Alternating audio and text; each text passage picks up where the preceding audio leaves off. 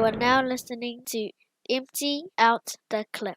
This is for grandmas that pass knowledge down through stories and songs. Most are not with us no longer. We pay homage to you.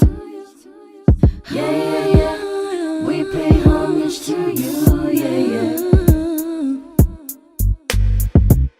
Born and raised in the 2024 in a time way before technology connected us all. I was raised about. Alright, welcome to another episode of the EOTC Empty Out the Clip podcast. It's your boy Leti, the Feds, coming to you from the Mura capital and the heartbeat of West Okilangi. Today I got two of the finest WesWes, what's it, reporters. Should we call you reporters now? Or should we just call you the POV kings of West Auckland? Eh?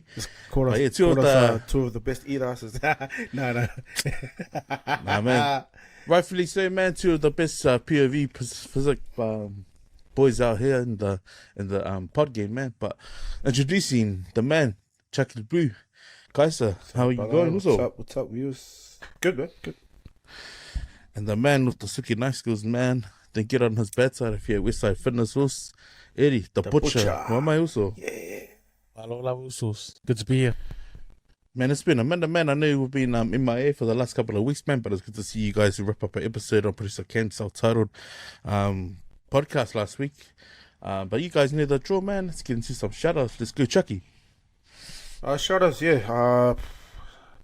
Hopefully I get this one right. Shoutouts well overdue, but the one that's recent as well. I just want to make a shout out to a few of the best icons and influences within the sport of martial arts, and the first one will go to Grant O'Cal. Much love to you and your wife Mary. Pretty touching to hear of your passing, but a man who's touched a lot of generations, coming up from South Auckland, Papatoetoe Boxing Club. But even though he's based out in Papatoetoe, but he's touched many generations all over Auckland since the 80s. 90s and then up to the 2025. So he's a top tier coach within the sport of martial arts in regards to amateur boxing and professional level boxing as well. So widely known around the world for his part and his contribution to breeding the next generation of athletes. So much aloofas to Grant O'Cal. A top bloke, but outside of the sport, also a real man, a humble man, and a wise man of words to encourage all different nationalities. So God bless you and your family and your kids. Thank you for the memories. Grant O'Cal, Papatoetoe Boxing Club. If those of you who don't know who he is, he's Joseph Parker's first amateur coach since Joe was a little youngin'. But many more others as well. Like I said, he goes all the way back to the 80s, so he's cut from their cloth. So God bless you and rest in peace. Also, the second shout out will go to one of the icons of Auckland. Once again, Semi Tai, one of the Usos that gave a shirt off the back. One of 275's finest. Also coming out from South Auckland. I mean, let's put it straight.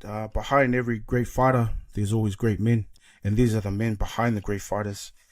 Semi Tai, if you see the likes of David Tora and his corner team, while Semi Tai was part of that team as well. So you'll see him on the highlights fighting against Shane Cameron those days. But by saying that, he's a guy that started from the hood, and he's a guy, if we get big names like Mark Hunt and the tour man turning up and to his funeral, then you know. If you don't know, then you're just a fan. So for many more stories to come, thanks for the Uso and the Mark and the Hunts and all that for the catch up and for the books, the signage and the gloves and all that. But it was more so just catching up and reminiscing people that contributed to a sport. So yeah, like I said, behind every great fighter, every great athlete, there are great men, and these are the men that contributed and supported these great athletes to put on the world class stage. So rest in peace to all of these great men. And if you know, you know. If you don't know, then you're just a fan. Keep supporting those athletes there. But like I said, there are great people behind the scenes. So rest in peace. So Fatu. God bless.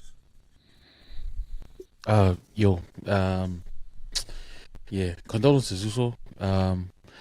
My shout outs to my Ainga, my LST Usos, Westside Boxing Crew. Shout out to my boys, Vaughan, Petey and Sam. We hung out a couple weeks ago. It was good to catch up. And shout out to also Graham and his wife, who is currently traveling in New York City. Seki. Jarus. Big city. There's a big happy birthday to my nephew Taylor, who turned 1 yesterday. Shout out to Johnny and Hells Callister over in Melbourne. So my god Lord's for never taking my Bubba and one of the kids over with her. Also shout outs to my other niece Mayan. She's obviously she's just caught wind of where she's going for her EOTC before she goes on her travels. Shout out to you, my darling. I miss you. You know me. I said my farewell to you. It's tough when saying goodbye to one of your other kids, but you pray for you and I love you so much. Another one's to my Tanuvasa family. Caught up with my Tanuvasa family. My dad's sister flew over for my dad's Maliu. There was my dad's brother's Maliu, which was on Monday. It's weird, man. It's the last time we caught up was exactly that, like my uncle's wife's Maliu, and that's going back. He remarried, but yeah, just sucks that that's the part of your family that you meet up with and stuff like that. But shout outs to Alice and cousin Fina and their baby daughter. Also to my cousin Walter and his wife Tony, and also to my cousins Marie and Irene. It's good to catch up just the other night. Another shout out to my walking crew, the Dog also KOB crew that we've been catching up every Saturdays down at the Harbour Bridge in Westwave. Apologise that the gear is wrong size, so it's been sent back to the supplier. Another shout outs to my supplier, to Michelle Morales. Man, I know her heart for this. It's been this run's been sitting for about 3.5 years, and it wasn't right. The KOB took over 10 years as an entity, and it's on the back of the memory of our lost Uso Nonu, So Sunday. Also shout outs to his family, to his Usos, Bob and Mel, who flew over for Non's unveiling a couple of weeks ago. It was a beautiful day. Beautiful to see the afi and the loves and the support still there for her also. And my last shout out goes out to my toko Joe, man. He's come from the night shift onto a day shift to fill in for the lack of crew on days. But yeah, Kataki Docs, hang in there, bro. Another 2 hours to go before your shift finishes. But yeah, that wraps up my shout outs, man. Seki. So you can catch more of our content on our webpage on www.weswesnet.com. You can also find us on iHeartRadio, Spotify, and also Apple. You can find our YouTube channel. Producer Ken's uploads each week. We have 2 other new film and movie channels. The WesWes Network also proudly shares, as well as our sports one. You can also find our Facebook page. It's a private page. Look up Empty Out the Clip, send a request, and security will let you in. But yeah, man, it's been a busy couple of weeks, man. I know that it was probably our first break in what, probably like 3 years that we've had an unplanned episode.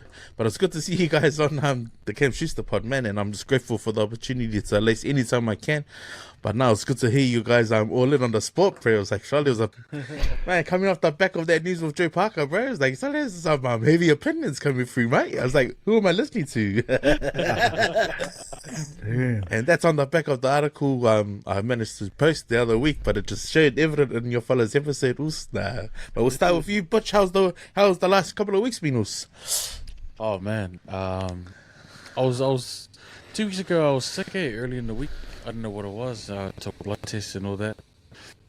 Just feeling weak, But then on Saturday we went to Muriwai Golf Course, and I was chilling out with the boys out there, and had some low and slow American style barbecue out there.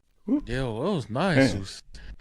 And then just celebrating those Vaughan's birthdays, and then we went out to the beach at Muriwai. That was my first time there, because I always go Piha and Bethel's Lake. So it was amazing. The views, breathtaking, man.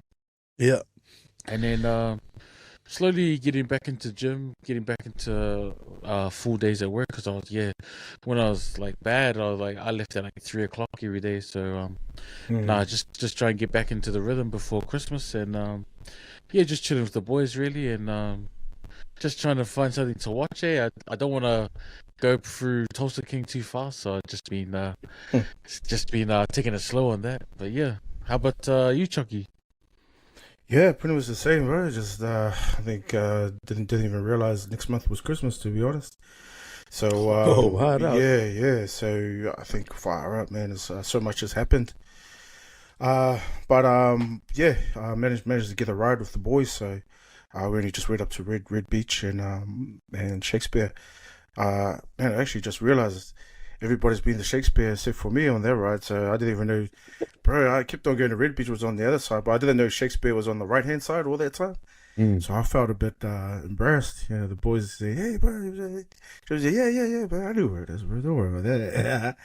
But when we got there, I was like, shit, it was foreign to me. I said, oh shit, is this where it is? I said, oh yeah, beautiful place. I think Auckland hides a lot of gems. So I think in the summer, I'm trying to reignite the hiking buzz, eh? So to try and get your steps in, as well as like I said, the free gym is the one in your environment. So just trying to hook up with the lads and get some hiking boots on and go out for a good hike. And yeah, so we're starting off the short tracks, just what's local first, and then shout out to the boys too. That's gone for a 3-day ride. Left on Friday morning.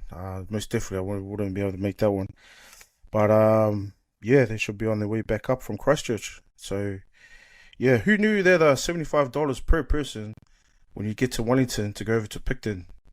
If the viewers know how much that was or how it used to be, comment down below. And then it's another 75 back to Wellington from Picton on that ferry. So crazy, man. Lucky I didn't go, man. Sharks. But yeah, so what else have we been up to? Yeah, just the same. Trying to get healthy, trying to get more cardio in there, to be honest. Yeah, just trying to, since it's summer, just trying to get a lot more walks in. Yeah. Menos. Bro, yeah, the week before, man, it's a bit of a blur, apart from seeing Nonu's unveiling and his beautiful headstone. It's beautiful to see his mum, man. His auntie's so strong, and you know, I don't think you really appreciate the love you get from your mates' mums.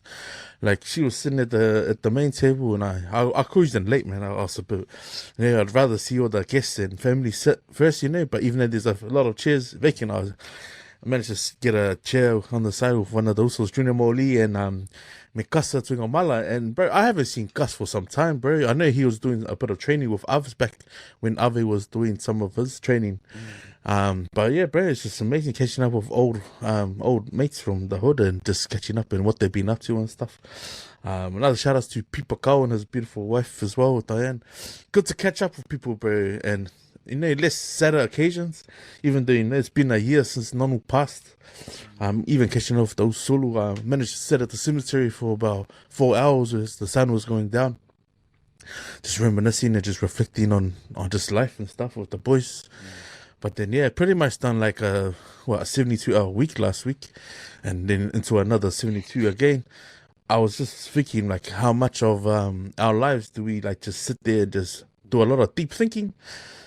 And it's been cool, man. Shout out to another guy, Age, who does patrol, man, like, and just having a word of life with him. It's been cool. He read a couple of articles on the WesWes Network, and he said he's gonna give us a bit of feedback. But I just also wanted to mention a special shout out to the sister Indira. I'm gonna call it Indira Moala. She's Indira Strew at the moment, but Indira Moala, one of our hood girls who managed to do a cover on our Custom Boys Charter School, and just the heart that she has for the brotherhood. Her little bro's KOB, so it wasn't a surprise that she was going to pick up this. But just congratulations on her winning the Journalist of the Year, and just some of her stories that she's managed to share. I mean, for someone of Pacifica to secure funding and be able to share our stories, I think it shows her heart. Like, it ain't for the money, it's about being the voice for the silent ones. And I also want to congratulate you Eddie, and Chucky, and also to producer Cams. This platform is a platform that we're sharing stuff about that doesn't get mainstream media attention. So when it appears on TikToks, when it appears on Facebook, when it appears on this platform, this is another platform that's self-funded. It's pretty much just Cam's time and our time that we put in. So the stories that we share, the fact that Indira could reach out and ask to have one of the Epiata clips shared on TVNZ Plus. it shows that, man, the more platforms there are, the more acknowledgement of our stories can get put out there, especially our point of view, man. Because, like, the white freaking, and sadly to say, even Maoli won't see our point of view in our eyes, right? And even just what Chucky shared the other day on our chat.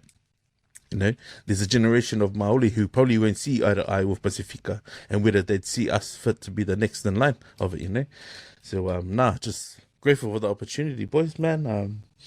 Yeah, and just to acknowledge Annabella on winning her award as well for her play in Tina, man. Like, acknowledging the kaitiaki of the land. Like, I shared it on my barber's page, but it's like, that's a powerful thing, man. And I guess respectively, you know, there's different generations of Maoli and different generations of Kiwi-born islanders here. We're obviously part of that one where people were transitioning their language in the schools. So I think it's really respect there when someone like her, especially on the big screen, can acknowledge the tongues of whenua, man. But yeah, that's my shout-outs, man, before I go on rambling a bit more, because it's been a couple of weeks where I haven't been able to get on the mic. But anyways, so we'll get into our topics. But if you want to just share some of the ones that you're blasted, Chucky. Some of the topics, yeah. I mean, yeah, come on, Mr. Tuai. Yeah, Tuai, Pacific Island man, Polynesian man, who was catering for his nephews and nieces, I think it is, a few of them, that come over from the Pacific Islands. And as we do, we all know that sort of routine and that story. But this one's gone straight to the court. So he's been put up for slavery type of issue, where he's holding his nephew and nieces' passports and holding their their cards, their bank account details, as well as their bank cards as well. So he's been caught, and then now he's going through a court process, of abuse in that area. So posted up a while back, but yeah, I mean, this goes on quite a bit within Polynesian families, right? So then when you have your aunties and uncles sending over their kids to start a better future, of course you're going to send them to an uncle or auntie to be based, for accommodation, and then help them to get into work or get into study. So in this case, it's been abused, their trust, the uncle's trust towards his own family, which is his sister's nephew and niece. So yeah, I mean, terrible to say, but hopefully go through the court process will bring an eye opener to all those that are thinking to do that. I mean, it's sad. It has to come this way, but yeah. What are your thoughts, guys? No, yeah, I was sad, man. Like, I think he's like the first man in New Zealand that's going to be charged with slavery charges, so and human trafficking. Rightfully so, bro. Yeah. It's sad, man. I'm gonna say it, bro. Like, you can't really hide this behind Polynesian. He was Samoan, man. Yeah. And he exploited our Matai system, our Samoa system, our system which we show gratitude and respect to our elders. He exploited that for his own personal gain. He told one of his nieces to get out a loan, a $7,000 loan, which he controlled. He took most of the kupe. Some of his nephews were doing hard labor and working 70 hours a week, and they were getting paid $90 a day. The one thing that stood out for me was one of the girls who was assaulted by him. Sexually, right? Sexually? Yeah. And when she went back to Samoa, the great shame that she had wasn't the assault. It was a shame that she had no money to give to the family that when she went back home. And this guy, he abused your Matai system. He should be stripped of that. That's and crazy. That's trust broken there. Yeah, very, very sad story, but let it be a lesson, man, to not just Samoans, but every Polynesian community out there that, like, if you're sending your kids to family in New Zealand or Australia or wherever to send money back home, make sure, like, everything's all good. Make sure that you can trust this person. Because nowadays, man, sickos, they hide in every skin, man. They hide in every skin. You know, I'll never. Oh man, my heart goes out to those young ones, man, because they went in fully trusting this guy because that's our belief system, and then they just get betrayed. But yeah, that's my Yeah. 2 cents in that one, man. Just let me touch up on that. He's 63 years old, right? He's been under their care. The kids have been under his care, and then he's up for 20 charges, including 2 charges of dealing in slavery, and then sexual assault with sexual attack. Yeah, so yeah. Yeah, man, I'm just gonna add something real brief, bro. Like, if Mr. Tuai has kids, right? There's gonna be a fallout because these kids were brought into his care. Those kids of Mr. Tuai, whether they have a conscience or not, and whether they know what a good person is, will either side with their dad or look at their cousins as pieces of shit for abusing the fact that they got taken in by their dad and housed with their dad, probably not even knowing the finer details about the financial side of it.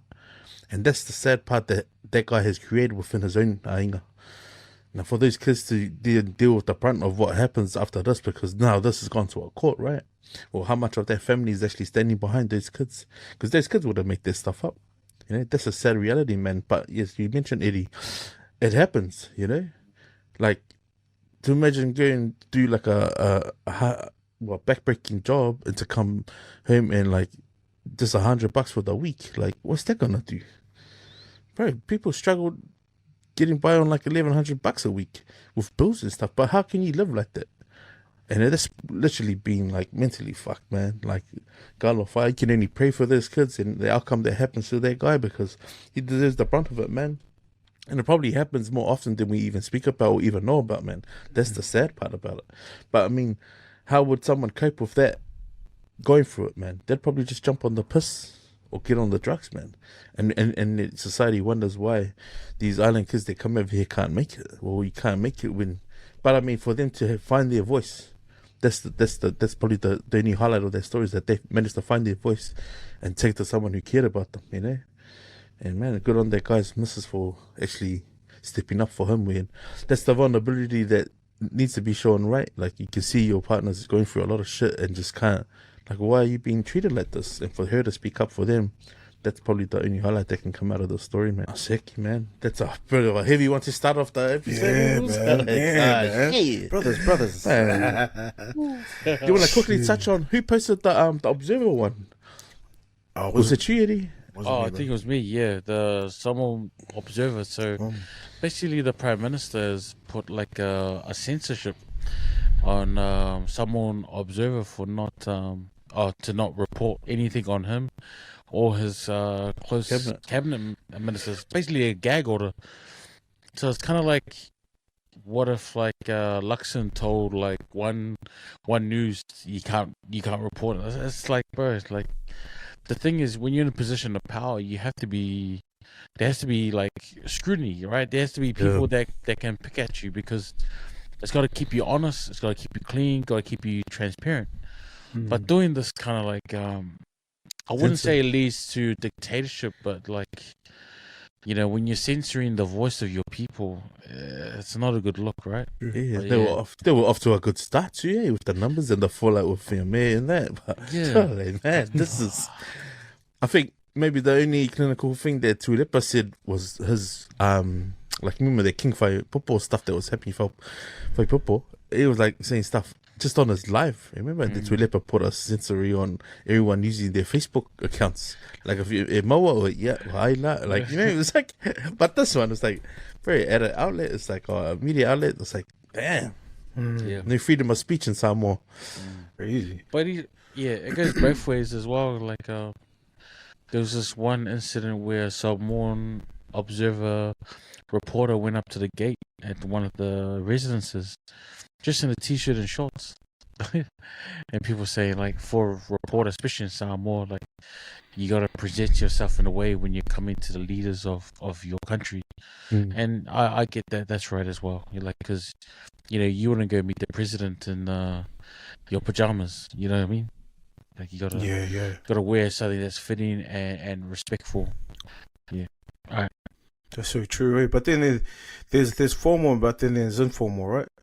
So I think, in the perspective of the PM's point of view, just to try and keep everything formal, and that professional approach, and what they're trying to put out there in Samoan Observer.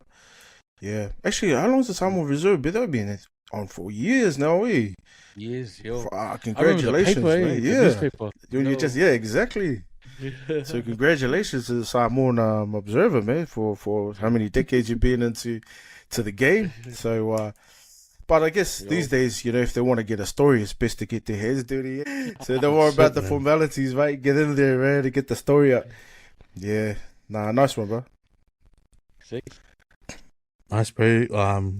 We're getting to a couple of our heavy topics, man, and I'm just gonna.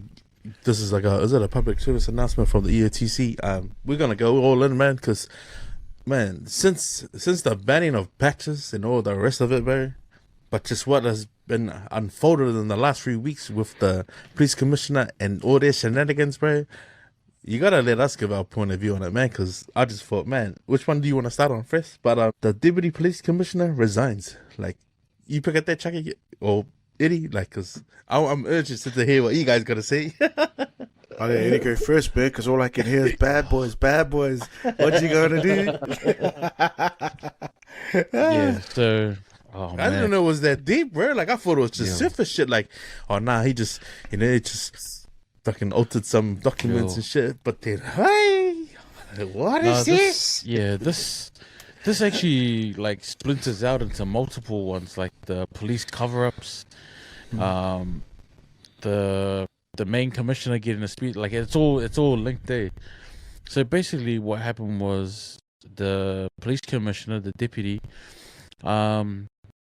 was accused of doing something with a female officer that wasn't sworn in yet, right? And it was, and that female officer brought up the complaints, and it got covered up, and it got flipped on her, making her the perpetrator, basically. But then, an investigation was done anyway into his devices, the deputy commissioner's devices, and they found child exploitation vids.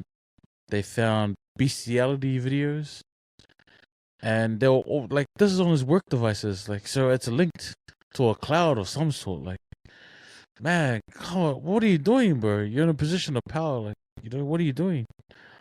And so this led to the commissioner accusing senior officers of doing a cover up, which is good. Commissioner should be taking his top dudes to be investigated by the IPCA, but at the same time, he's done for speeding. You know what I mean? So he's trying to be I'm the good commissioner, blah blah, and then he gets done for speeding at 112. So all these headlines are coming out, man. It's just crazy. But yeah, it's I don't know, man. It's just thank God for good police, man. Especially the frontline officers, man, because they're holding it down while the top dogs are just falling apart, man. But yeah, what are your guys' points on this? Yeah, which one got ticketed for? Is that the commissioner? The commissioner now. He got the caught commissioner doing now. 110 in a 100 zone, and he said that this is the thing that fucking pulled at my leg, bro. And I was thinking, Charlie, shut the fuck up. He said, I was going to my Maile's graduation. What the fuck? If you get caught speeding and the cop pulls you up, you win it down. Sorry, I was away with the ferries. This is what he said. I was away with the ferries, and I was going to my dog's graduation. Damn. No one was even dying. Crazy, eh? Man, I think disgusting. I heard a friend at work saying, at least he owned up to it. Okay. Hey. What about owning up to all the corruption that's been happening with the cover-up? How about owning up to that? I'd rather hear that shit than someone speeding. I think almost their speeding story was sort of okay, take the attention off what's happened here, like a curveball. It's how about we just talk about your fine that you got when you got pulled over from a new cop, and you talk about, that. But nah, that cover-up that's red flags galore, bro. Yeah. if you're a senior leadership in the police office, or like in the police, in that department, like just in the Wellington one or whatever, and someone says made a complaint, why is it being a hush, keep it under wraps thing? Because all those people in charge at that time should take the fall for it. Because without questioning, like you should, like if us three were on a panel and like, hey, one of my kids is played up, I wouldn't hide that. I'll be as transparent as I can. Like, hey man, like I'd need your father's input. But if your input was to, nah, really, don't worry about it, we won't tell anyone. Like if that's the first reaction you get, like that's a red flag straight away, right? But that's what these guys have done. Like literally shit's happening. It's like one of those guys, oh, no, it's our boss. It's like, are we gonna say something? Oh, Eddie knows. It becomes Chucky knows. It's like, oh, what did they say? It shouldn't even about that. Like there's a due process about reporting stuff. The fact that they didn't use the process and made it their own way of dealing with it, that's the red flag right there. Like, what the fuck? Like for them to get investigated, like anyone attached to that now, like anyone in power at that time, they all gotta take a fall for it. They all should get, it's not a slap on the hand. Nah. The full brunt of it should come down on all those people involved in covering up that story or not making it. Like, cause you don't need to be a good cop, or you don't need to be a cop of rank to say, that's not right, man. That's human. Like that's on a human level, you should be able to say, whatever you're doing to her is not right. Because imagine if that's one of your kids or one of your sisters, your mum, your dad. You do not want to see that sort of shit in New Zealand. Like, come on, man. Are you serious? But that gives the credibility to the cops to be like, nah. Away with the fears, man. Dog's graduation and cover-ups. Man. Crazy, yeah. It just looks so poor on their behalf right now, man. Like, it cannot get any worse already. Damn, so that's the police commissioner that's taken over, the one that just resigned, yeah? For the sexual, finding the sexual stuff on his hard drive and that. Well, he tried to relocate to another department. That's what's even funnier. It's like, totally. Yeah. Man, just go to another job. Like, what are you trying to do? Trying to get to another department? Like, come on, man. Yeah. He comes in wearing those glasses with the fake nose and mustache. Oh, shit. Expect to get you, do you? Yeah. Sorry. I heard he's really transferred to his police station. Based out of West Auckland. So Javon Max Skimmings, is another one that we need to touch up on. I don't know, we got a wires crossed, but he's also resigned because of sexual content on his mobile phones and hard drives, etc. But by saying that, that's just recent too. That's going through the court processes right now. So all the ones at the top there, police minister and everything, they're all scratching their backs. Actually, speaking of the police minister, he's the last one to know. He was the last one to know and find out that this was all going on. So he's embarrassed because he didn't know what was going on, and then until he found out, in regards to it all hit the media. So they all look after each other, man, underneath the police minister anyway. So by saying that, if you go back to 2022 or 2010, Shane Jones, the former Labour MP as well, once again, sexual content as well, while on the job as a government worker. So he went into a hotel on government business, right? As a former Labour MP, he's a father of 7, and then he's on the job, and he gets caught out because everything that you click up on the card, which is the ministry business card, ministry government business card, which is paid by taxpayers, right? It's a credit card that they're given to. So he ticked up 50 porn movies at that hotel. He ticked that up on taxpayers' money. So he zapped the card that many times they gave him the bill, and the bill came back as he was watching 50 porns during that duration of the time wherever he was at that hotel on government business as a former Labour MP. So this shit goes on a lot with these guys. And even though, hey, look, he paid back all the money, right? Because it is taxpayers' money. He paid it all back, but doesn't make it right. Heck no, it doesn't make it right. Man, these sick freaks, bro, they look at us and look down at everyone that, whether we look like criminals or not, and then they'll throw the whole book at us. So how about we reverse that? And, man, you do the crime, you pay the time, let's throw the book at them too. You know what I mean?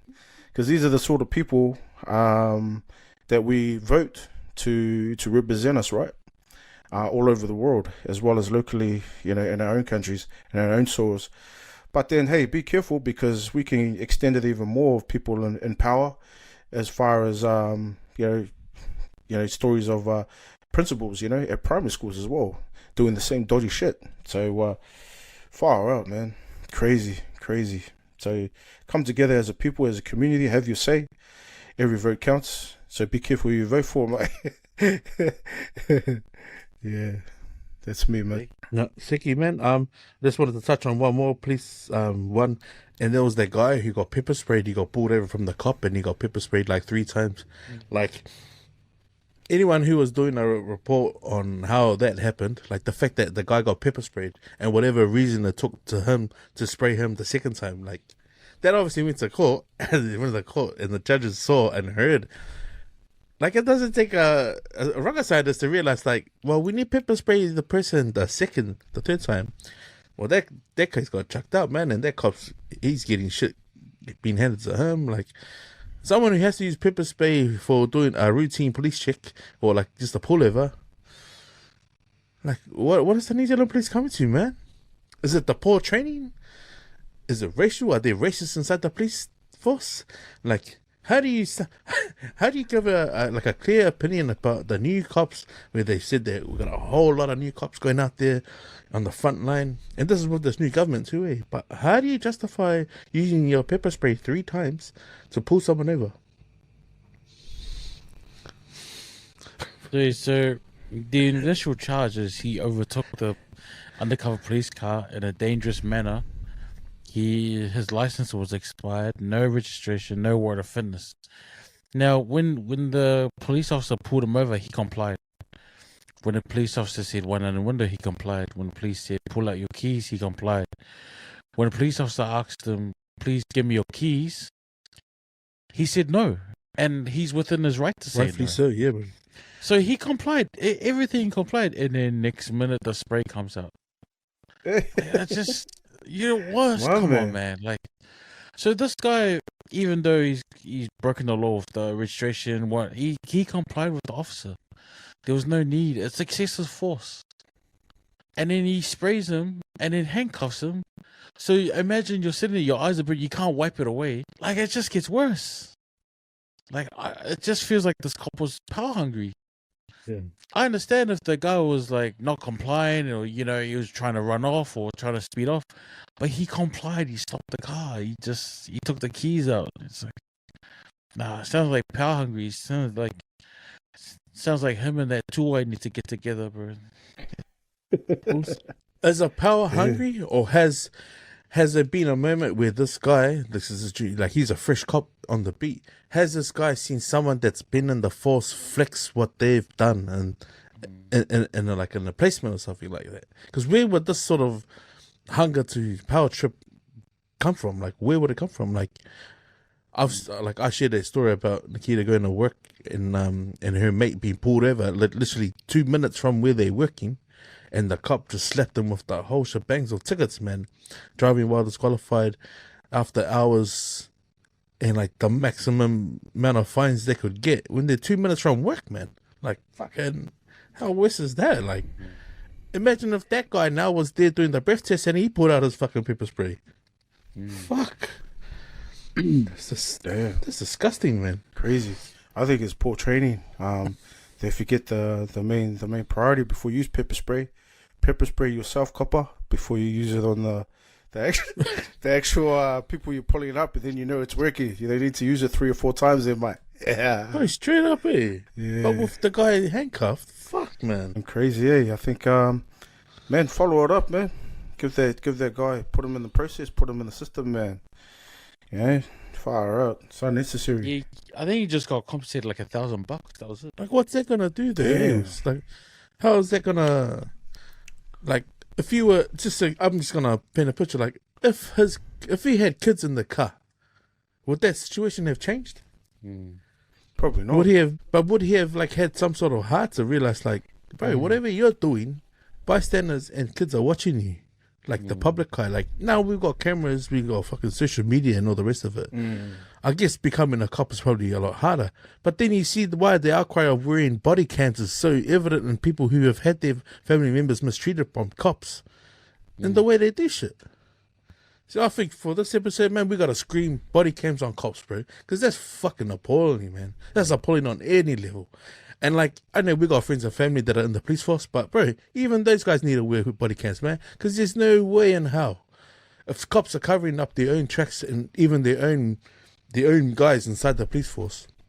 What makes you think that's just gonna disappear overnight, man? Because it probably ain't gonna happen, man. But shit, that's fucking disgraceful, bro. Like, and here's me thinking, man, telling your kids to become a cop is an awesome thing. I don't know if they can be fucking twisted into thinking the way this bloody cop was acting. Yeah, well, that can still happen. I mean, you got to sift through a generation in order to get the good ones in there. You know what I mean? Otherwise, we wouldn't have seen Polynesians in government house today, in the beehive today, right?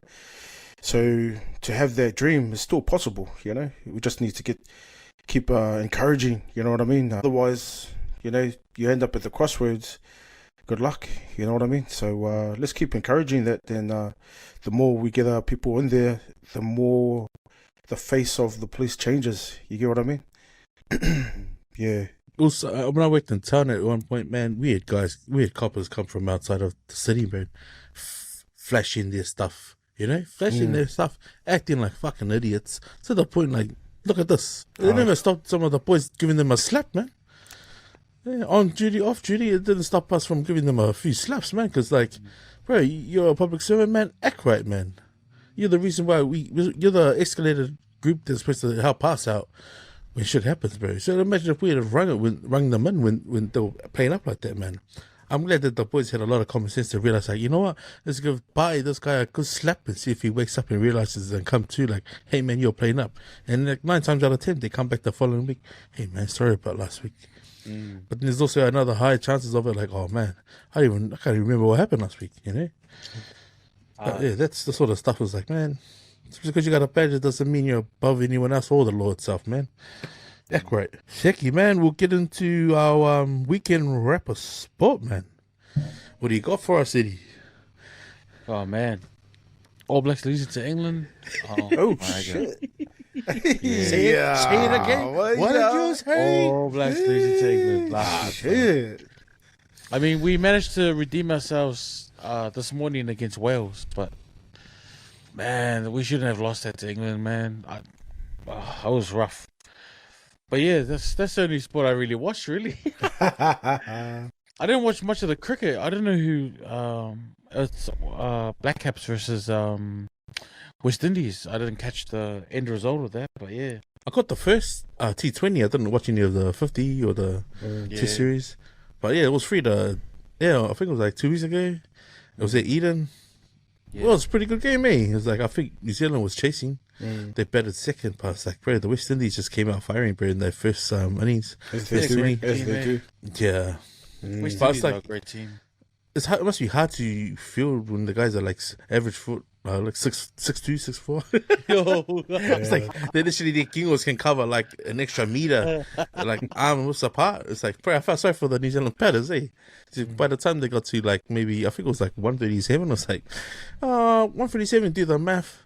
So you got like another 4 overs, and you gotta get like 80 points. It's like, damn. It's like that's not gonna happen. Or this, like you can't even play it short, man. It's like Galofa in New Zealand. Yeah, and Manu Samoa qualifying for World Cup Yes. last week. So, Yeah. Yo. Shout out to producer Cans for the breaking news on the chat as well. Shout out to also to Flavor too, man. They announced it like the last 10. I think when they were like, they were watching it live. They go, oh, come on, Samoa, man. We just need the draw. We need the draw. Come on, Samoa. Yo. Looks like Tuapa got his dream. Got his dream. Yo. First class. First class, right? What about anything in the fighting world, Chuck? Yeah, man. UFC was a UFC 322. Poor Dan Hooker, man, got taken out. Tapped out, submitted. Oh. Yeah. To Ahmed. Oh man, I'm not gonna even pronounce his last name. But main event, yeah, he got tapped out, bro. But it was pretty funny too because Ahmed as was catching him on the first round, man, just like typical CKB style. You know, Dan was posting him off, and then tried to pick him, and then bro, he was getting caught in between for some reason, eh? Like within 1 minute, bro. Within 1 minute, he got caught with over half a dozen of punches, bro, from a guy whose strong background is wrestling. So Dan's background obviously is high tier in striking, right? But then you got a wrestler who's high tier in wrestling, and he's getting caught in 1 minute of thunderous punches, man, in 1 minute, man, and then his eye closed up, and that was the end of the first round. Second round, man, bada bing, bada boom, bro. Game over, submitted. Man, give it up for Dan, but Shucks, he's ranked number 6. This guy, I'm his ranked number 2. This is if he would have taken this guy out, that would have been his title shot.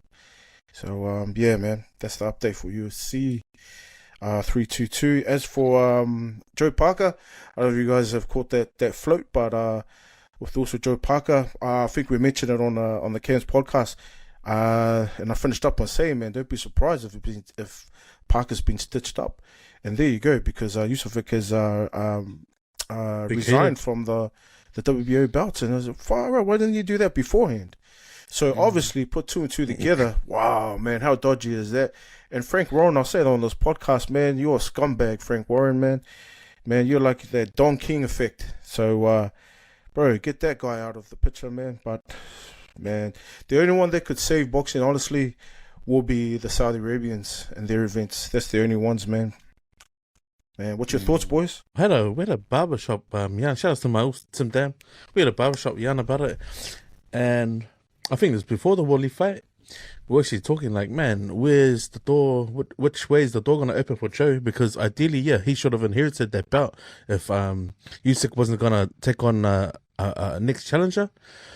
And for them to wait for this, right? For them to wait like this. So I don't know if you remember when I think Alex Leopold had a fill-in fight, and he managed to secure his title shot against Waldrum Cusco. So it was just funny, like that.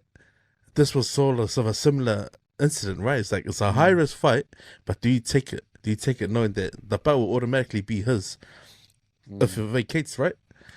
And then he took the fight, but then me and Tim were talking like, "Fuck, do you reckon that Joe took a pay deal? Like, did he take a pay deal?" And ask himself whether he wanted to chase it, because then if he did get it and he inherited it, he would still have to fight Wally for a mandatory, or whether Usyk will vacate any more belts. Yeah, I reckon, I don't know, man. For that news to come out the way it did, and then Joe get a 2-year ban, like, is he being stitched up, or has he pretty much just said, I'm done? Because I haven't read anything on any of the boxing networks about Joe giving a public statement, apart from saying, he got stitched, like, he didn't have it in the system. Like, he trusts the process, like, it's done properly and it's clean. But I'm wondering, like, yeah, whether he took a pay to settle and, like, not even be bothered with WBO. He was already the champ before. But, I mean, to be chucked 2-year ban, Crazy. is that it? I don't know. I like to think not, but I also like to like applaud all those guys who have stood by Joe during this time, like Dave and a few of the other boxers are about. Like, you know, they obviously know Joe's character probably more than what we do. But I just feel like, man, if it was like that and he took the pay cut, I'll be applauding him and go spend the time with your kids now, go spend that money. You earned it, bro, you know? Your last 6 with probably some of the best in the game, man. And yeah, I hope it was worth the money, if anything. But that's just my lima saying about it. Cool. Yeah, crazy. Sick. Comments corner. Yo, for Comments Corner for last week, a week before, sorry. Shout out to Oliveira 9137. Welcome home to you and your family. J685 Tour. He mentioned how players in the NRL get pulled out last minute, you know, for matches because of something they've injured something during warm up. So why wasn't that the case for the Tonga and Kiwis game? Like, why didn't they pull Katoa out before it happened? So that's a really, really good point, because like it just shows that there's inconsistencies when it comes to the matches. Vailima 49. He said that his son recognized you, Leti, and if that you ever worked at Coca-Cola. That's And my twin brother. yeah. And 0074 said that we had some good points on talking about the police that week. So yeah, thank you to all those that commented. And my question, I just thought of it now since we had the chat about the sports. And I'm saying this as a casual watcher. I'm not a full-time watcher of combat sports. But does New Zealand and Australia lack in training when it comes to ground and pound work? Do we lack the skills when we do get taken to ground and get tapped out? Do we have ways of countering that? And should we put more emphasis into learning more of the jiu-jitsu styles and defensive ways to get out of those chokeholds when we're on the ground? Or do we stick to what we're doing now because we're popular when it comes to stand and striking? But yeah, Seki. Is it from sorry, from who? I That's just thought about it now. question. Sorry, bro. Yeah. Yeah. So that'll be for the comments and for you guys. Yeah, if you comment down below. I mean, I'll put my 5 cents into that one. It's new to New Zealand, you know what I mean? So like one of the Usos that I just mentioned, Semi Tai, he was one of the first pioneers for K1 when K1 first hit New Zealand soil. So when they got brought over from Japan, and then we did the Australasian circuit. So that's how far that goes back. And then that same time it was transitioning over to MMA from Pride and that and so on and so forth with the bigger promoters in Asia, and then coming out to our ways in Australasia. So I think when it comes to wrestling in regards to that, it's still new. You know, other countries that have wrestling but don't have striking. You know what I mean? It's well, one of the Sifus said in wrestling, he said, "Oh, you can always learn how to strike within a month." Yeah, he's just talking about mechanics. But then when it comes to wrestling, man, you got to start from scratch. You know, it takes a whole sort of process through the walk, through the journey. They say it's better if you start as a kid, but then hey, man, shucks, when you have athletes, the game, they're not kids. You know what I mean? So you got to start from anywhere. I think it just comes down to whether you can execute it well. You know, at the time against high class wrestlers from around the world, right? So it's new to us, you know, on our side of the world, but I believe that we're getting better because we have some of the best black belts in here on our side of the world to teach it. From Brazil, from Russia, from Europe, you know, bro. So it's happening. So I guess time will tell with the next generation, that are coming up in wrestling especially. So the more wrestling events that happen, which is still new in New Zealand, but it's growing. We've been to the world champs and we've come back gold. So those are the next generations though. Those are puppies. So I believe that the game will change because the seed has been planted in the kids. It's just like footy. You plant the seed early and then they become even greater for the sport later in the future. Yeah. I'm not gonna get my limit on the break because save it to hear everyone else's ones. Give me some, you know, think about tonight at work. Nah, Seki boys. Do any of you guys had a food review? Someone surely's been eating luxurious. Someone surely. When you're supposed to be sick, where did you go? So this was at Muriwai golf course at that event that we went to, and the hosts were More Pork, which is a low and slow barbecue place up in Kumi. I think they got an outlet in town as well. And so they brought their trailers with their smokers and they had a whole lamb stretched out and just hanging over some coals. So they specialize in barbecue stuff. So they had a jalapeno and pork sausage, which was really nice. They had a lamb on the spit, but they were cutting up for tacos and stuff like that.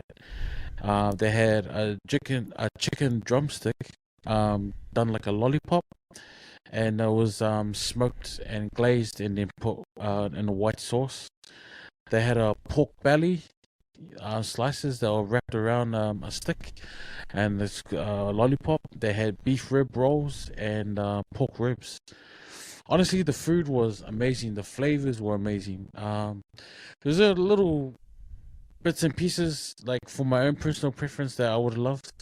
Like I like my pork ribs a little more crispier. One of the Usos commented that he wouldn't mind the chicken cooked a little bit longer. But apart from that, the food was awesome. The flavors were amazing. There wasn't too much chili that will like kick you. Like it was just enough to give you that flavor. So I definitely give it I give it a 4.9 out of 5 because of my own personal preferences. I would have done a little bit different on some things, but food was amazing. The venue was amazing. They had live music. I don't want to comment on that, but so there's What sort of music? What sort of music they were playing? Like, what was the theme? It was like old school jams. It was like old school jams, but it was like those RSA bands. Oh, true. True. Yeah. Like the guitarist was amazing, but the singer was just I don't know. But it was good vibe. It was good vibe, and then it was great settings.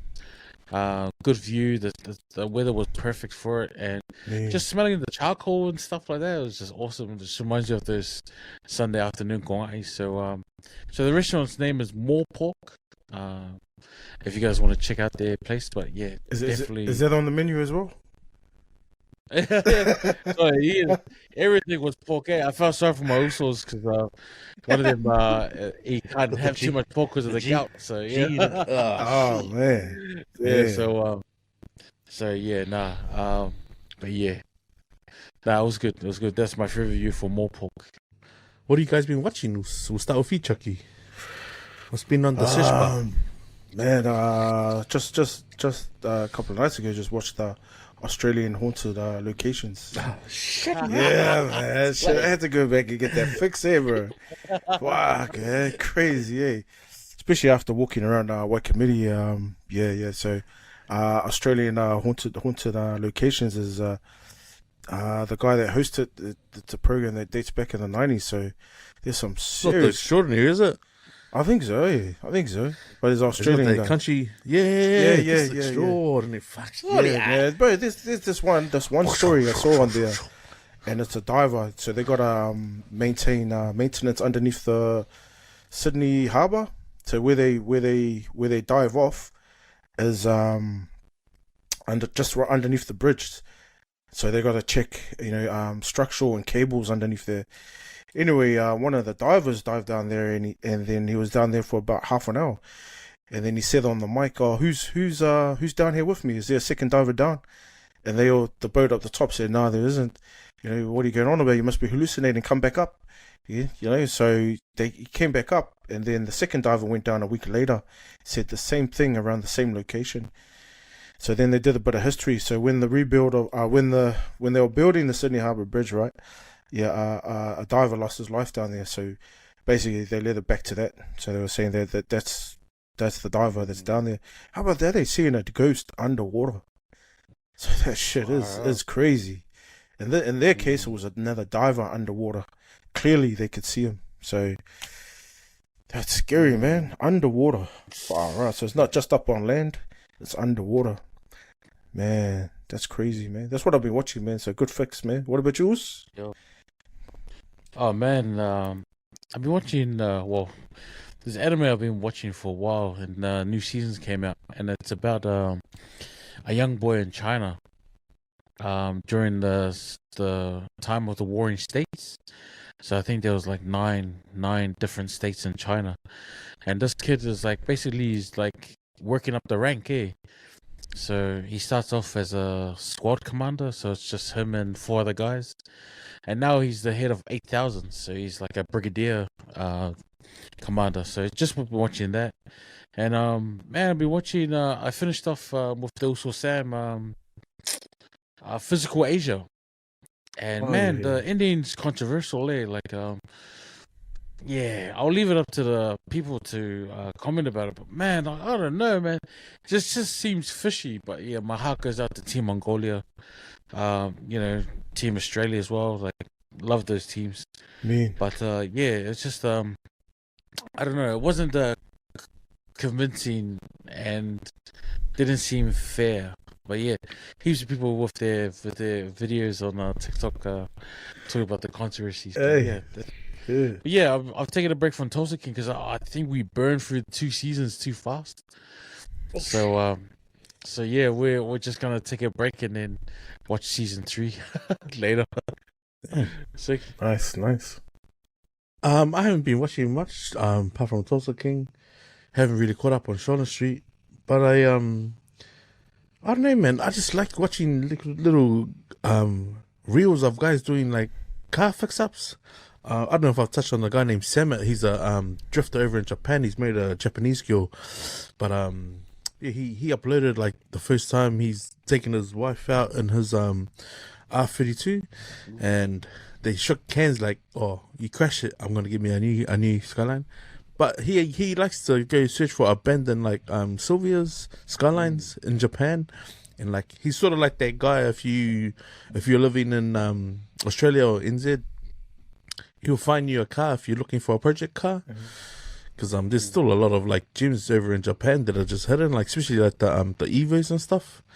So yeah, I just like watching his discoveries. He calls it, "Oh man, I've just pulled up and found a Tommy Mackinnon limited edition Evo 2, Evo 3, or Evo 4, and like, you know, when you see those sort of cars, to me it reminds me of like the cars that were hot back in the day, you know. So you know, like I see them, but with they got the stickers, still got the Recaro seats, and the interior is still mint, like, you know, because you know when you see a car body like of that age, and then he give it a wash, and you know gets in there with a brush and water blasts it. I just like watching stuff like that, like, you know, stuff that still looks pristine. But now I haven't really watched anything like on like TV series and that, apart from Indira's journalist cover that got you in producer Cam's your little 12 seconds of fame on TVZ Plus. And considering that she won Journalist of the Year, man, like I think that's massive, bro. Like congratulations to you and producer Cams for sharing your clip, like in your clip on TVZ Plus. But apart from that, just still searching for anyone's got any live versions of old school songs, man. Like come at me in the comments, bro. Like post a link, share a link if you can, man. Like yeah, just noticing the difference between hearing like live versions of pieces and then the recorded versions. I've always been a fan of the live versions. Yeah, it's just still hung up on that You Got It All from the Jets that they played. They got up and sung at a karaoke bar in the Philippines, and the live band played it live, a couple of songs back to back. But yeah, man, that live recording is just crispy, like, you know. Is that Tongan group? Yeah, the Tongan group. Jets, First big ever. They're 80s, They're from the 80s, From the 80s. Yeah. They were also backup singers for some of Janet Jackson's gigs. And they were opening. Oh, true. When Janet Jackson used to go on world tours, they would be the opening act as well. So they go way back. And some of the songs that were produced from Quincy Jones as well. So yeah. Yeah, well, the cool part about like clicking on that algorithm because Sean Stockman from Boyz II Men had Moana, one of the lead girls, on it, and just her sharing. But then obviously because Lisa and the Culture is one of my favorite old school bands from back in the day. Well, they used to be the band, the live act before Lisa, and that, so it was cool, like to hear those stories. Like they used to always tour together, like, you know, back in the day. But yeah, man, if anyone's got any live versions of any songs, like even like only producer Cam shared like is it the live on the porch or outside the porch? Yeah, I forgot what it's called. Yeah, live on the porch or something. Yeah. Like even that stuff, man, that's pretty cool, man. The sound's always good on those. But nah, it's sicky, man. If you do a live on the porch over here, they call it noise control, man. Oh, it must be just your neighborhood rules. I'm still waiting for the noise control to come.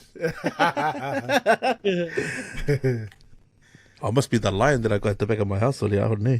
Hey. Nah, sicky, man. We'll get into a couple of like quick opinions, a couple of minutes to answer these.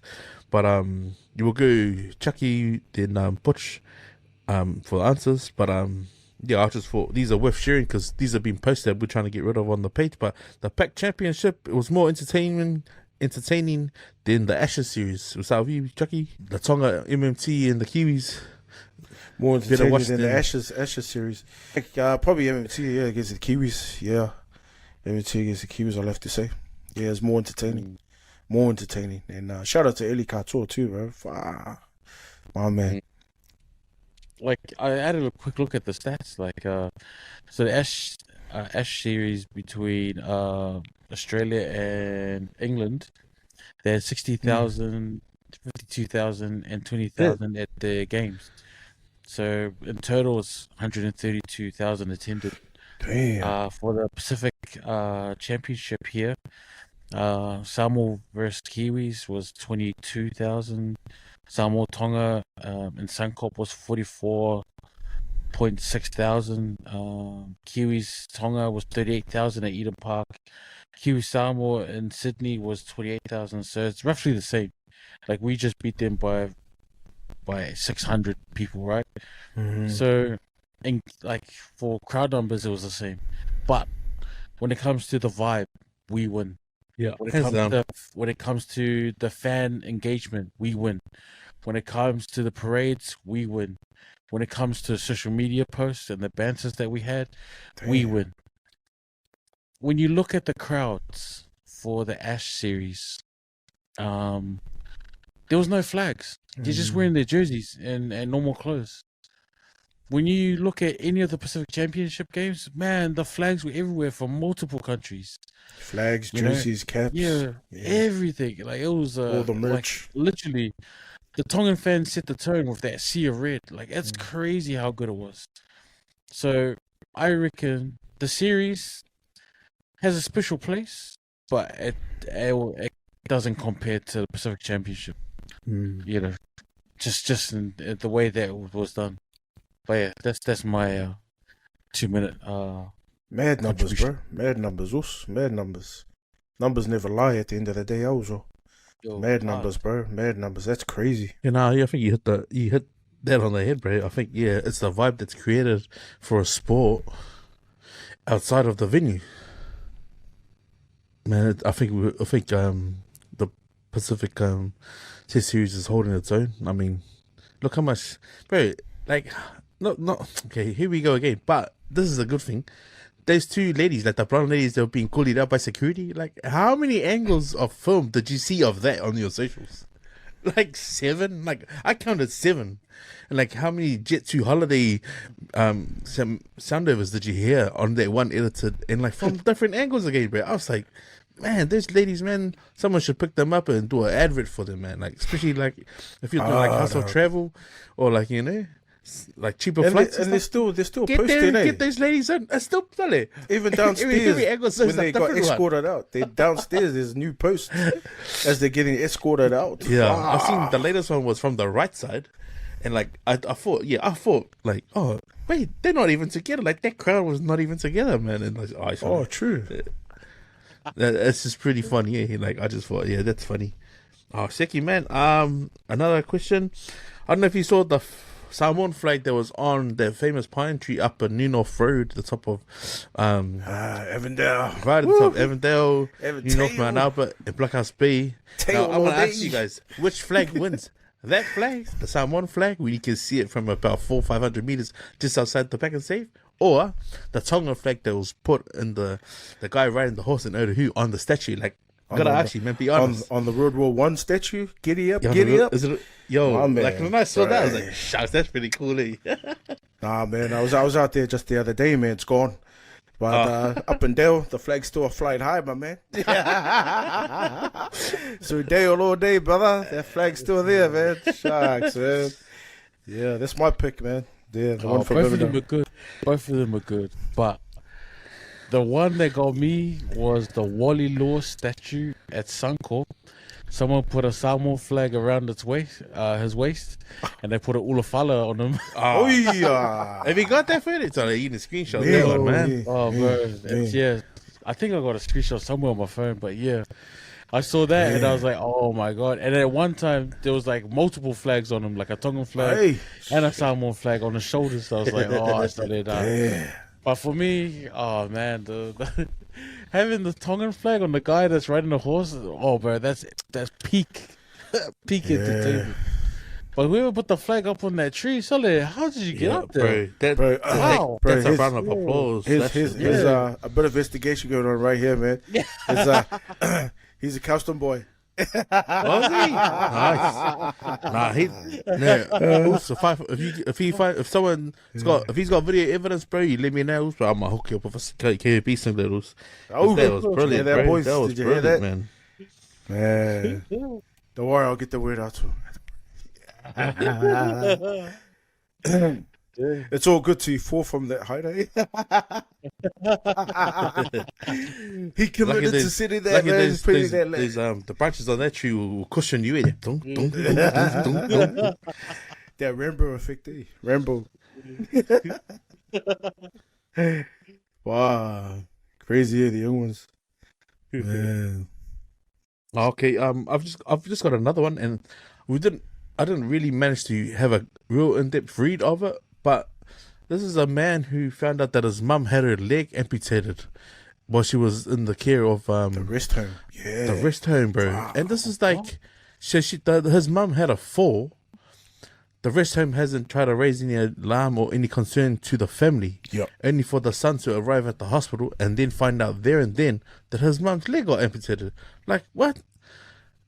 Is the police commissioner and some of those MPs got their parents in that place? Like, how can they hide that from the family members? Like, at what point do you raise the flag? Like, you gotta give an opinion on that shit, man, because I thought that's crazy. You obviously read up on it, Chucky.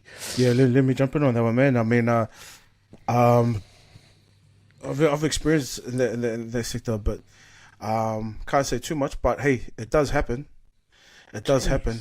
That's another chat on its own. Just that whole sector alone, aged care, aged care and support in that sector. That's another chat on me. I mean, give it up for them for doing their part as nurses and as care workers as well. I mean, it's not an easy job, but then there is a loophole there that needs to be investigated. A loophole of neglect, a massive loophole of neglect, and a duty of care as well.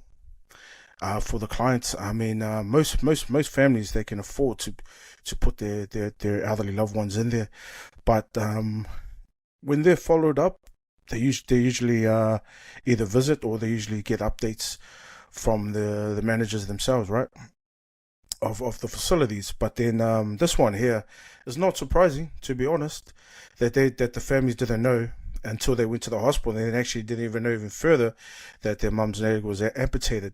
So that's where the neglect kicks in, right? That's where the neglect kicks in, because the family's not notified or whatever. There's a lot of things that's going on. But I believe that sector alone is a massive loophole. I mean, the face of that sector has changed hugely. You know what I mean? Not to single out the people that are coming in. It's a high demand that's needed in New Zealand and Australia for those type of workers to come into those sectors. But the face has changed, and the actual people that are coming in to take those jobs, they just need to respect that culture and just to know their culture, because not everybody can communicate in that specific culture. You know, you get what I mean? Regardless of whether they're Palangi's or Polynesians or of Asian descent. At the end of the day, like every other day, make it your job to know. Be trained in that area to know as well, because culture plays a massive part to actually play that part as a nurse or as a daycare worker or support or whatever it may be. So there's a huge neglect in that area, and hopefully the government, because they know about it, but hopefully there's a lot of money that goes into that sector, millions and millions of dollars each financial year. So I think they need to get on top of that and retrain people in regards to closing down that neglect. But that's all I gotta say. It's a sad thing, but also know that the face of that sector has changed hugely. So think about that and then retrain, man. Get something in protocol there. Yeah. Bro, Shoutouts. Man, that's very sad, bro. But I'm not surprised. My niece was when she was training to be a nurse, she was placed in an aged care facility, and she was in charge of feeding this elderly guy, and she pushed the button that lifted the bed up, and she said, "Are you comfortable?" And this guy started crying, like not crying massively, but there was tears on his eyes. And my niece asked him, "Oh, are you right? Like, what's wrong?" He goes, "No one ever asked me if I was comfortable before." Yeah. you know, like little stuff like that. And then another one was a Samoan lady who was told that, you know, to go shower, whatnot. But like I don't know, there was a communication breakdown, and everyone's confused. But my niece, I mean, her Samoan's not great, but she heard the word taile, you know, like to shower. And then my niece goes, "Oh, taile, yeah, kaile, shower." And the lady just, her eyes brightened up, and she grabbed my niece, like going like this. And my niece like took her and had her wash and whatnot. So yeah, it's a hard job. It's a high demanding job. It's a job that I don't know if I could do.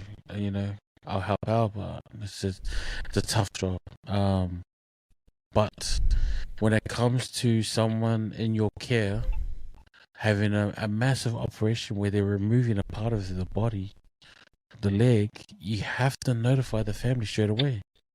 That is part of your job. Like, you have to notify it. Like, you know, imagine if I come and my mum's missing her arms.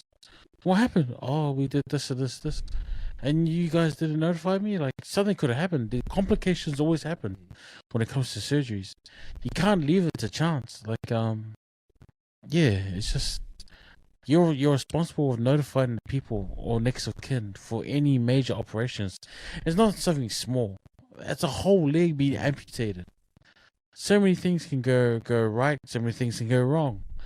But you have to know there's no choice in that. Yeah. But yeah, it's very sad, and yeah. I hope this is like a highlight or a notification to all aged care facilities that, you know, do better. Like, communicate more. No, agree 100%, man. I guess like if you become like, say for example, where their parent is unable to care for themselves, and then they get put in that situation, because you know a lot of us PIs, we tend to, you know, share that amongst our own siblings or our own family.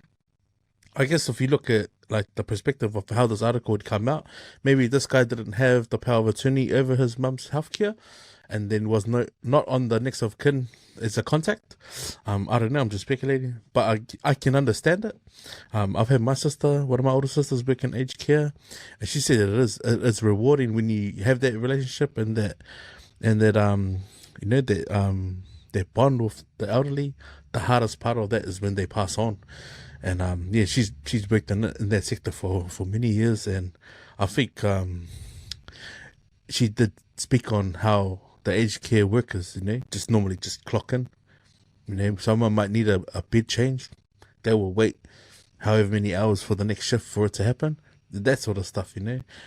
But she's always looked at it and been like, man, you know, one day those people who are working like that will become old themselves, and if karma does come back around, well, that's the reward for it, you know, and how you are. So it was pretty sad to read, man. Like, yeah, I think I sort of didn't want to read too much into it, because I just thought about the stuff that my sister told me about it that happens in that aged care and in these facilities. But I guess it's not everywhere, but I mean, there are always people who just do the clocking in and just do the least they can just to get paid, you know what I mean? So it is real. Sure, boys. Damn. And the last we'll get into our, before we do our Fia Poko and Hacks of Life.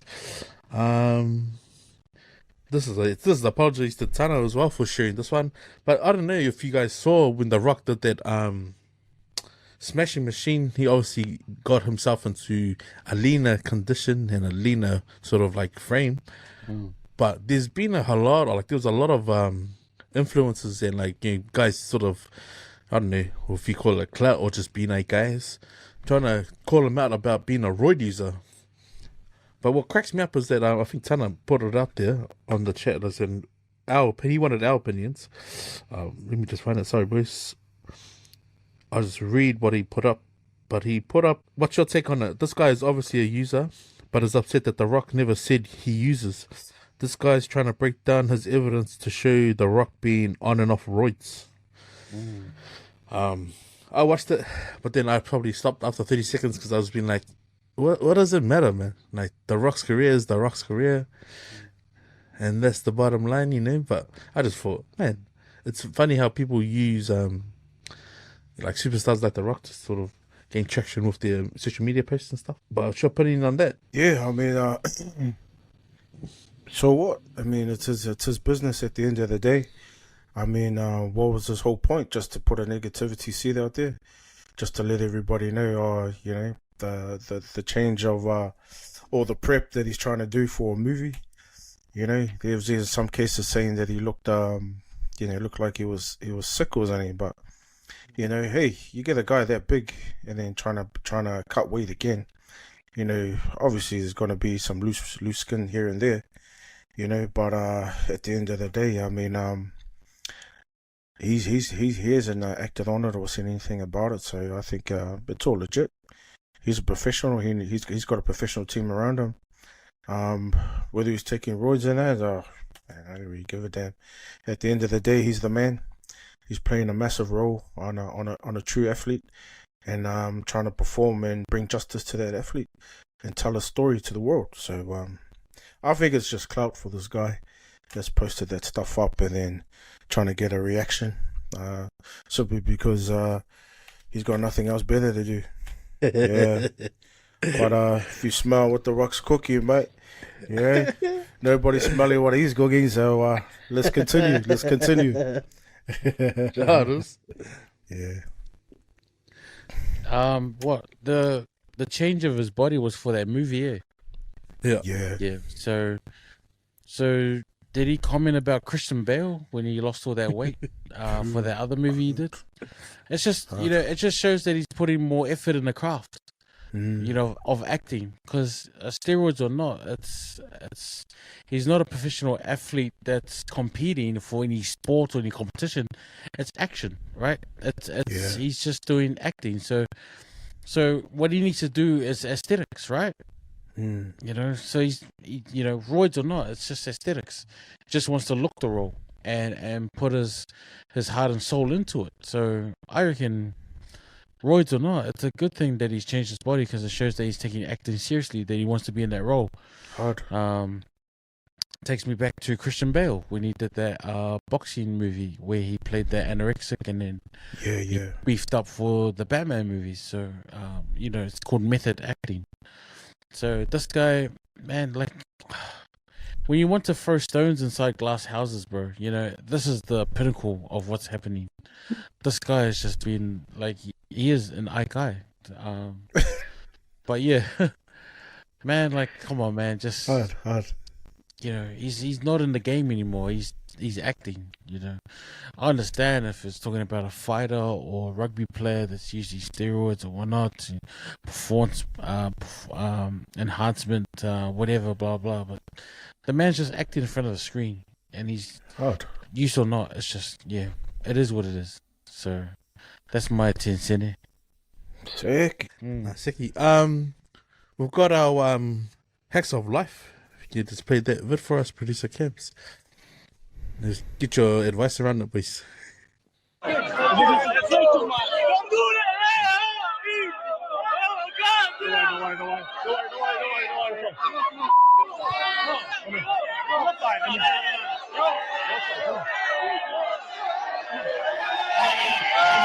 You push me. Come here. Come here. You push me. Now you give me a hug. Come here. Come. Give me a hug. Come here. Come here. Give me a hug. Where are you? Hey, hug and it's done. Come. No, come here. Hug and it's done. Come. Come. Come. Hey, yo, tell him if he doesn't give me a hug, we're done. You just ruined the event. No. Come here. The entire event's done. If he doesn't give me a hug, tell him. Entire event is done. Look at that, looks stupid. What a jack. We can get heated, we can get aggressive, but at the end of the day, it's respect, right? So he wants to push me from behind when I didn't see him. Push from the back is crazy. Come here. Come on. Bro, come here. Come here. No. Come. No, brother, you push me. Come here. No, hug me.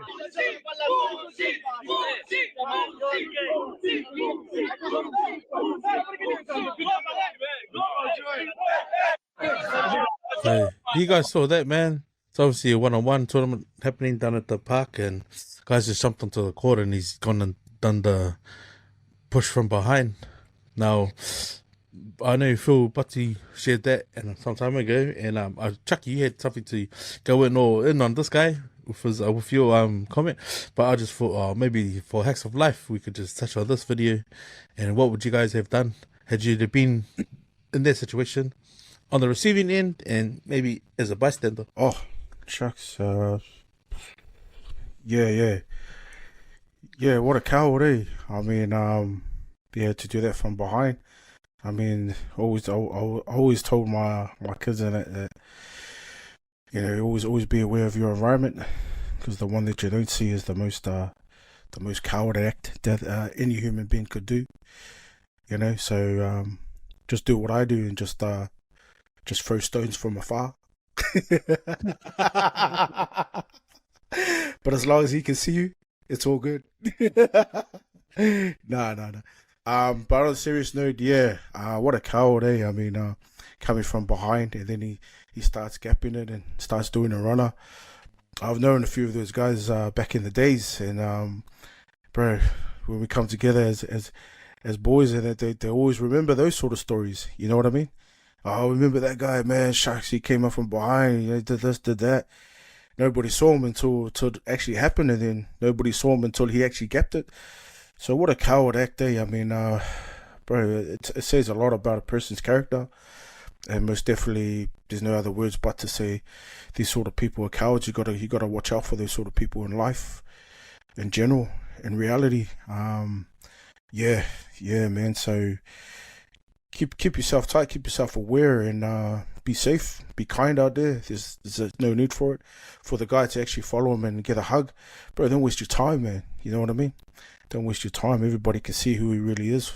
He didn't even want to come and shake hands and show a little bit of respect to gain his own sort of remorse for actually doing that sort of bullshit act. You know what I mean? So yeah, man, just don't do it. I mean, be a man at the end of the day, win, draw or lose. As long as you have that character in front of you, you have that respect in front of you, regardless. So yeah, man, take it easy in life, man. Be good, be kind. Yeah, that was a cowardly act, just to push and run off. But the guy that offered the hug, like, I get it. You're trying to forgive your adversary, but I reckon a handshake would have done, because, like, man, a hug, bro, like, it's just, you're not offering a peace. You're actually trying to belittle him in front of everyone else with the hug, Handshake would have sufficed. Handshakes, it's doable. But when you're telling the guy, "Nah, give me a hug," you have to give me a hug. You're kind of making that guy like a little bitch. You know what I mean? Like, you turn the whole crowd against him. If it's about respect, a handshake would have sufficed, because you're both doing it on equal terms. You know what I mean? But that guy that pushed and ran off. Nah, you're lucky you didn't get jumped, dudes. He would have got fussied if that was at an island event. That's cowardly coming from behind. But the other guy, I reckon, a handshake and let it go. Like, let the guy stew in his own stupidity. Yeah. Hard up. You can't cancel a whole event for that just one asshole. Come on. Yeah. It's pretty palangi. Oh, I don't know, not pretty palangi. But you know what, man? You know what I saw also? When I saw that, the car was already running. I already came and blind shot that dude in the car, gone. But no, yeah, that's funny, bro. Like, yeah, but I did feel like it was a bit of a backflip when he told him, calling him a pussy and stuff like that. But no, yeah, man. Just, yeah, like Chucky said, man, just stand from afar and throw stones, man. Yeah. Stand for stones. Watch what Carvalho he goes in. When he goes into the Carvalho, yeah, everyone coming for the Carvalho again. That's what you get. That's what you get, man. I like, people got to watch out, man. You got to watch your back, especially in crowds like that, man. You don't know who's with who, who's associated and affiliated to who, man. But, yeah, that guy would have got his shit handed to him if it was a island event, for sure, man. Not the glass bottles. Not the glass bottles from Auckland Samoa rugby on the field in the car park, all that shit. Like, nah, shout for that, boys. Before we wrap up, if we can play our Fia Poko producer camps, and you guys can get a pick. Sorry, man, these have been backlogged from almost like a month and a half now. Oh, shit. Sorry about that. Not November 7th, oh, surely. Boys, yeah!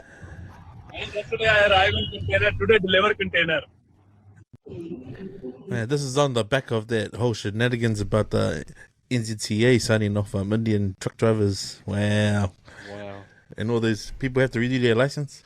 AI is crazy. Crazy. This was these sevens. I think it's a sevens tournament, or was it a 15s? In the red. Not sure. It's a sevens game, right on full time, man. The score's Box in the red. deadlocked, or they're ahead. Ooh. Bang that over the end line. Well, it's hit the post, in fact, and this could end up in a try to Canada. It does. I've seen it all. To kick that off the field. Box in the red. They were ahead. The guy decides to kick it back or kick it out. It deflects off the upright, and then it goes back to Canada, and they score. And then Canada win the game. Like, god damn, how do you? No, it's what that one was. Idiot. And that was America versus Canada too. Damn. This one went viral. This is a CBS Sport, and it's the crowd reaction for me, eh? So it's like showboating 101. I know, and he misses the dunk, and he's been injured on that last play. So a guy goes up court, he's free, literally no one in front of him, goes to dunk it, and he doesn't get it in. And then he pulls the old, I pulled my hamstring, pulled my calf. The crowd reaction, man, that's gold. Everyone in the stand is literally through this pillow, like, just pulled their hamstring once, like. He faked the injury. He faked the injury, damn. Like, I think I would have done the same, but as soon as I saw the crowd react like that, I would have got up and walked it off. Oh, man. Can't make this shit up. And then our last one is, I don't know. It's the peer pressure, right? You know, when your guys ask you, do you reckon you'll clear that? Yes. Yeah, easy. How much you want to bet? Nah, how much you want to bet? It's when you take their bets. That's the thing you gotta watch out for, man. That was one you posted today, Chucky. Shucks, I don't know. Yeah, this called Hilarious River Jump Fall. Oh, no. I can already hear it, man. Tell you can do it. Nah, you do it. Nah, you can do it. Nah, you can't do this. Nah, I bet you I can. Nah. Oh, you'll make it, Rus. Nah, you wait. Nah, you'll make it, Rus. Go. Yang ale. Hey, See, I would be angry at myself for letting my mate go, but if he had came out, because if he didn't say, hold my phone, and he fell in with his phone. Oh, man. No. Chuck it over to you guys, man. You pick out Fia Poko of the week. Man, most definitely ego versus ego equals stupidity. So, Sharks with licensing one. Damn, there you go. It's happening all over the world with these guys, man. So, probably the dunking one day. The dude had a massive ego, so he thought he'll come in and finish big. And then fake it. My man, Sharks. Take responsibility, mate. So, probably the donkey one, man. That's my Fia Poko of the week. Yours, Eddie. Mine's the rugby one, because, like, he could have the angled rugby it to the sideline. Why are To the you side? aiming at the goalposts? Oh, Like, I think he wanted to flex and, like, yeah, wow. Yeah. do you reckon he practiced that? Yo. Far out. Idiot. So we got the dunk. Man, I think we're going to get freeway tie, because the guy who cleared the pond, that's just something typically I would challenge one of my boys to do, Sully. You know, there's Fia cocky ones. Sully, you looking good, man. Nah, yeah, just be training hard out. Get up to the pond. Sully, Hold the phone. you're training hard out to clear that pond. But then, hold my phone. Sharp boys, that's a freeway tie for Fia Poko of the week, man. Yo. Nice. Now, sharp boys, that's pretty much the episode, man. And thanks for keeping our Empty Out the Clip algorithm busy, Chucky, for your posts, and also to those who have also helped us out, keep the content flowing and sharing, even on our YouTube channel as well and our socials. But we'll get into some last words. Go for you, Chucky. Yeah, last words. Always happy Sunday, and shout out to Lord Jesus Christ, our Savior. Also, life's too short. There's a lot of brothers from that era that are starting to get called back home. To the kingdom of heaven. I mean, good men, and I don't know what else to say. I mean, live life to the fullest. Be kind to each other, and if you can give the shirt off your back, by all means, do so. Other than that, just want to say thank you to Empty Out the Clip, to the boys Eddie, Leti, Cams. You guys have been great mentors, in my opinion. Great mentors. I'm just learning and working off you guys. I'm just in the shade, in the shadows. So I'm probably the biggest eaters on here, and I'm learning from the best mentors on here. So Eddie and Leti and Cams, I just want to say thank you for coming together and fellowshipping here together with our viewers as well that are out there. And please like, comment, and subscribe, and put your comments down below and engage. It's a good fellowship here to come together as brothers from Auckland, regardless of what area we're from. I mean, south, east, west, central, whatever it may be. But at the end of the day, we all migrated to this country for milk and honey, and it's called Auckland City. Don't worry about Wellington. But shout out to our Wellington brothers as well. But by saying that, yeah, shout out to all the polys around the world as well as Australia and back home to the Pacific. So be good, be kind, and yeah, man, lo fatu and fatmanuili atua. Let's go. Shoutouts. Yes, my last words goes along the same lines as Chucky, man. Thank you, Empty Out the Clip, and all the people that follow us and comment, that keep things running. Cam in the background as well. Thank you guys so much. But my last words for everyone is just be kind, be nice, be grateful. Christmas is on the way. It's a stressful time of year. It's one of those times of year where we stress a lot for things that don't need stressing over, and sometimes we focus so much on things that we forget to be grateful for things that are right in front of us, like our family and whatnot. So blessings to everyone, and man, before I wrap up, I just wanted to give a special acknowledgement.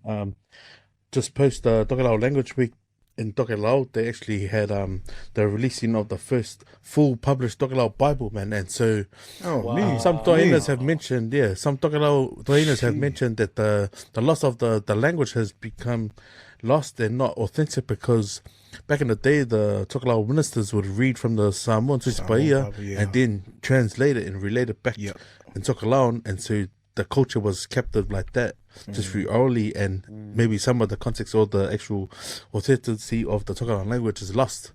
But now they've finally put it out there, and shout outs to my cousin Joyce, who shared a video, and I mentioned to her like Galofai, that our parents aren't here to see the blessing and the prayers of the hopes of our tupuna who went before us, who wished this day to come, and I thought it was just a good share on this platform here, that this is something that we can all learn from. Like, if there's a will and there's a way, and you pray about it hard enough, it's easy to set in stone, man. And these are the milestones that we should all be trying to tick off, something bigger, better for the next generation.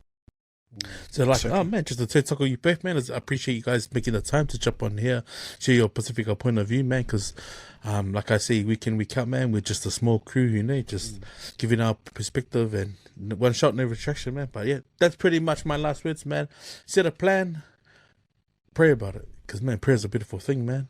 It's free, doesn't cost you anything, man, and just a conversation with the Lord is, man, which wonders, eh? But yeah, that's pretty much my last words, man. You know what it is, get a little late in all of it. Yo, Seki brothers, man, that's another one for the books, man. Man, if you're just tuning in, you can find us on YouTube and on our Spotify, man. Empty Out the Clip, man. So yeah, we're just a bunch of Usos here out in the hood, giving our Pacifica point of view, one shot, no retraction, man. And grateful to be on this platform with you boys, man. But yeah, you know what it is, man. Send us out, Chucky. Yeah, man, let's get the F out of here. Let's go. Shoutouts.